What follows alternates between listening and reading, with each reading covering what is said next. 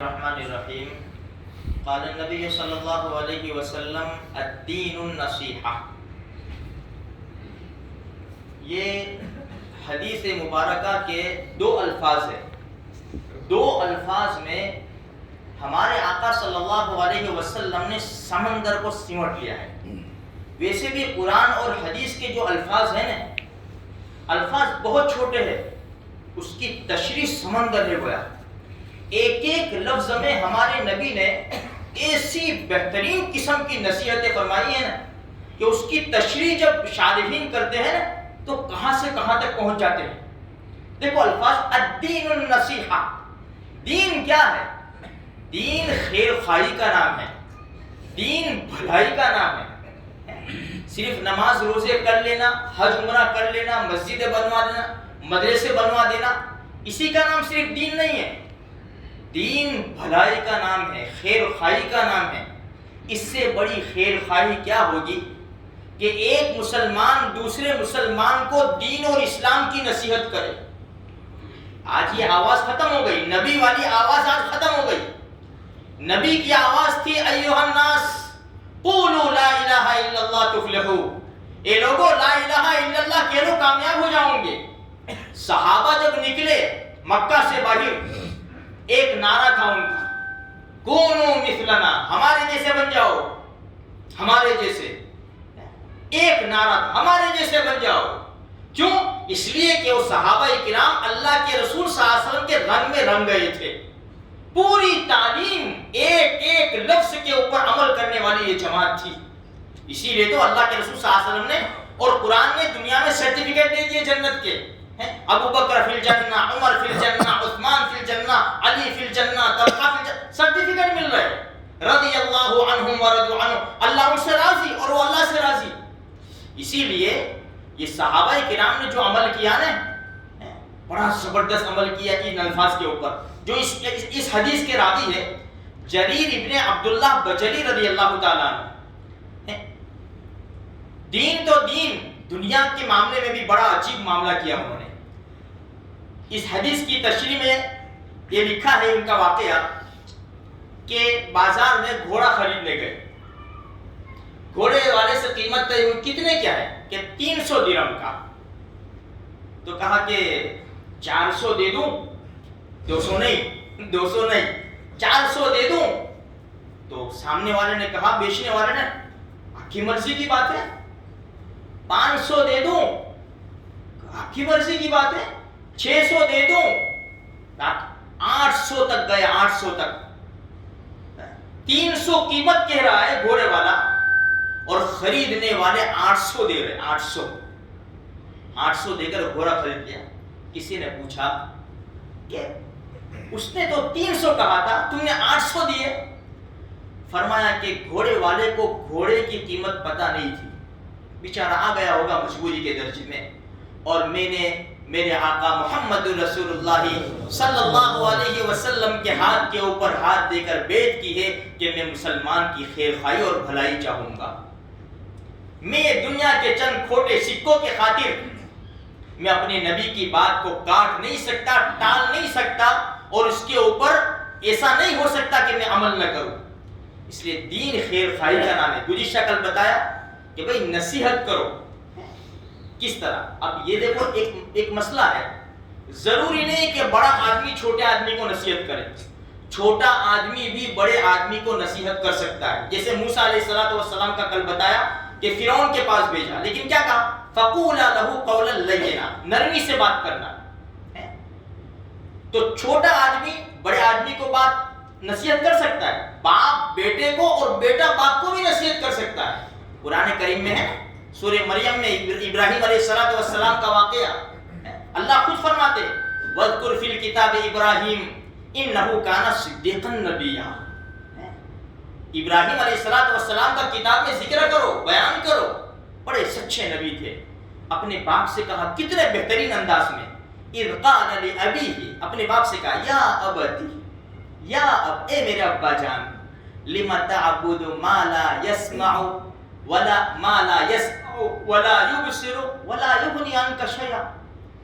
ابا جان ایسی چیز کی عبادت کرتے ہو کیونکہ ان کے باپ جو آزر تھے بت گڑ تھے، بت بنا کے بیچتے تھے، اور ان کو بھی کہا تھا کہ جا بیچ لے جا. ان کے تو گھر میں، ایسے گھر میں اللہ پاک نے اپنے خلیل کو پیدا کیا. تو ابا جان ایسی چیز کی کیوں عبادت کرتے ہو؟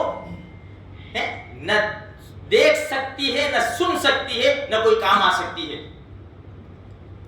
ما لا يسمع ولا يبصر ولا يغني عنك شيئا یا ابتی قد جاءنی من العلم ما لم یاتک. ابا جان میرے پاس ایسا علم ہے جو آپ کے پاس نہیں ہے، یعنی وہی.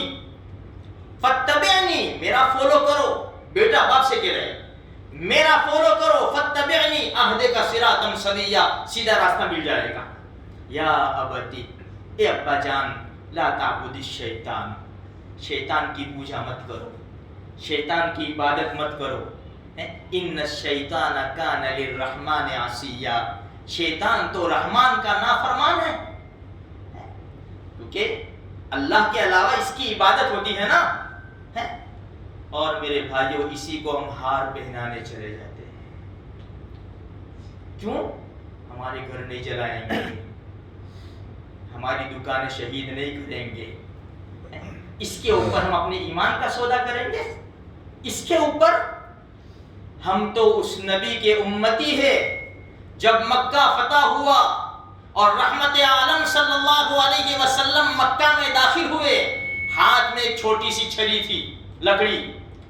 مکہ میں داخل ہوئے اور چھری سے بتوں کو مارتے جاتے تھے، اوندھے منہ گرتے جاتے تھے، اور یہ آیت پڑھتے تھے 15ویں پارے کی، جاء الحق وزهق الباطل ان الباطل کان زہوقا. حق آ گیا، باطل گیا، اس کو تو جانا ہی جانا تھا. ابراہیم علیہ السلام اپنے باپ کو سمجھا رہے ہیں، یا ابتی انی اخاف ان یمسک عذاب من الرحمن. ابا جان مجھے ڈر ہے کہ اللہ کا عذاب، اللہ کی سزا آپ کو پکڑ لے گی. بڑے بڑے پیارے انداز سے سمجھایا. خیر ان کے مقدر میں ہدایت نہیں تھی، انہوں نے نہیں مانا، بھگا دیا ابراہیم علیہ السلام کو. گھر بار چھوڑ دیا، گھر بار چھوڑ دیا، مانا نہیں.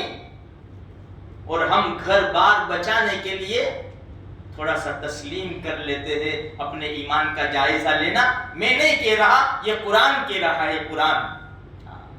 اس لیے میرے بھائیوں ایک دوسرے کو نصیحت کرو بہترین قسم کی. آج یہ آوازیں ختم ہو گئی کہ لا الہ الا اللہ کہو، نمازیں پڑھو، قرآن پڑھو. یہ آوازیں کون سی ڈگری، کون سا دھندا، کون سا بیپار، کیا کر رہا ہے، فلاں جگہ چلا جا، فلاں جگہ اچھی نوکری مل جائے گی، یہ آوازیں لگ رہی ہے اور مخلوق اسی میں ڈوب جا رہی ہے.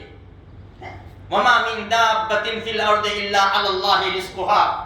زمین میں کوئی جاندار بھی ایسا نہیں ہے جس کی روزی کی ذمہ داری اللہ نے نہ لی ہو. ہر ایک کی روزی کی ذمہ داری اللہ نے لی ہے. پرندہ، چھوٹا سا پرندہ گھونسلے سے صبح نکلتا ہے، پیٹ بھر کے واپس گھونسلے میں جاتا ہے. یہ چھوٹی چھوٹی چونٹیاں اپنے بلوں سے نکلتی ہے، اللہ ان کو خوراک پہنچاتا ہے اور وہ اپنے بلوں کے اندر پیٹ بھر کر چلی جاتی ہے. اللہ کی اپنے نبی سے کہا، اپنے نبی سے، اپنے محبوب سے، وَأَمُرْ أَهْلَكَ بِالصَّلَاةِ وَاسْتَبِرْ عَلَيْهَا. نبی جی اپنے گھر والوں کو حکم کرو نماز کا، جم جاؤ اس کے اوپر، جم جاؤ اس کے اوپر. کبھی کبھی کا سودا نہیں ہے، جم جانا ہے دین کے اوپر، نمازوں کے اوپر جم جانا ہے. لا نسألک رزقا، ہم آپ سے روزی کمانا نہیں چاہتے. نحن نرزقک، روزی تو ہم دیں گے، روزی کی ذمہ داری تو ہمارے پاس ہے. آوازیں ختم ہو گئی میرے بھائیوں. آج یہ مجمع نیت کرے کہ ہماری نماز انشاءاللہ نہیں جائے گی انشاءاللہ. ہاں، فجر کی سب سے پہلے فجر کی نماز، اس کے بعد فجر کی نماز انسان پڑھتا ہے، آسان ہو جاتی ہے چاروں چار نماز. تہیہ کرو، ارادہ کرو، ہمت کرو میرے بھائیوں. ہمت مردہ مدد خدا. اٹھ باندھ کمر کیا ڈرتا ہے، پھر دیکھ خدا کیا کرتا ہے. اپنے نبی سے رشتہ جوڑ لو، مسجدوں سے رشتہ جوڑ لو، قرآن سے رشتہ جوڑ لو. جتنے بھی قانون آئیں گے سب ہمارے پیر کے تلے چلے جائیں گے، سب کچل دیے جائیں گے اگر ہم دین کے اوپر عمل کریں گے انشاءاللہ. تو میرے بھائیوں گزارش یہ ہے، دین کی باتیں لوگوں کو سمجھاؤ، بھلائی کا حکم کرو، برائیوں سے روکنے کی پوری کوشش کرو. ہمارے معاشرے میں برائی زیادہ ہوتی نہیں بلکہ کم ہوتی چلی جائے، ایسی کوشش کرو۔ اس میں معاف کرنا بھی سیکھنا پڑے گا، اس میں صبر کرنا بھی سیکھنا پڑے گا، اس میں مصیبتیں جھیلنا بھی سیکھنا پڑے گا۔ پھر اللہ تبارک و تعالیٰ قادر ہے اس بات کے اوپر کہ وہ ماحول بنائے گا جو مدینہ منورہ کی گلیوں میں تھا انشاءاللہ۔ اللہ پاک مجھے بھی، آپ کو بھی، سارے مسلمانوں کو عمل کی توفیق نصیب فرمائے۔